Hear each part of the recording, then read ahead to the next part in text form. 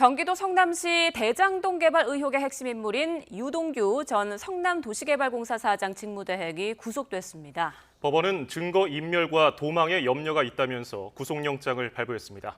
취재기자 연결합니다. 우철희 기자. 네, 사회부입니다. 네, 유동규 전 직무대행에 대한 구속영장이 발부됐다고요?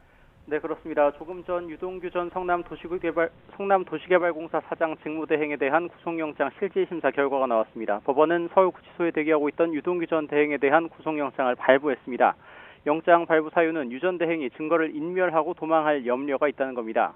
유 전 대행은 대장동 개발 사업을 설계한 인물인데 사업자 선정과 수익 배당 과정에서 화천대유에 막대한 특혜를 줘서 성남시에 손해를 입히고 그 대가로 11억여 원을 수수한 혐의 등을 받습니다. 또 이익금 700억 원을 분배받기로 약속받았다는 의혹도 제기됐습니다. 앞서 유 씨는 오늘 오후 2시부터 서울중앙지방법원에서 3시간 정도 구속영장 실질심사를 받았습니다. 오늘 밤 늦게나 자정을 넘겨 영장 발부 여부가 나올 것이란 전망이 있었지만 예상보다 이른 시각에 영장 발부가 결정됐습니다. 혐의 소명이나 구속 필요성이 어느 정도 분명하게 인정됐던 것으로 분석됩니다. 유 전 대행이 압수수색 직전 휴대전화를 자택 창문 밖으로 던지거나 앞서 1차 소환 통보에 응하지 않은 점 등도 고려된 것으로 보입니다. 유 전 대행 측은 실질심사 과정에서 혐의를 부인하고 구속의 필요성이 없다면서 영장 기각을 주장했습니다. 의도적으로 민간 사업자에게 유리한 배당 구조를 설계하지 않았고 동업하는 변호사에게 회사 주식을 담보로 사업 자금 등을 빌린 것뿐이라는 취지입니다. 이익금 700억 원과 관련된 변호인 설명도 있었는데요. 직접 들어보시죠. 700억은 오히려 저희가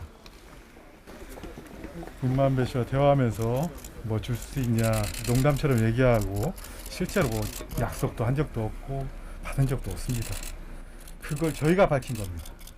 그게 범죄 사실이 된 거고요.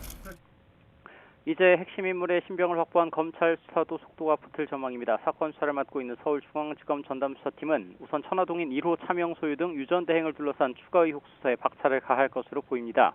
이와 함께 검찰은 이미 유 전 대행의 자금 세탁용 회사라는 의혹이 제기된 유원홀딩스의 대표 정모 변호사도 불러 조사한 것으로 알려졌습니다. 나아가 이른바 정영학 녹취록에 담긴 것으로 전해진 화천대유 대주주 김만배 씨의 정관기 로비 의혹 수사 역시 더욱 탄력이 붙을 것으로 보입니다. 지금까지 사회부에서 YTN 우철입니다.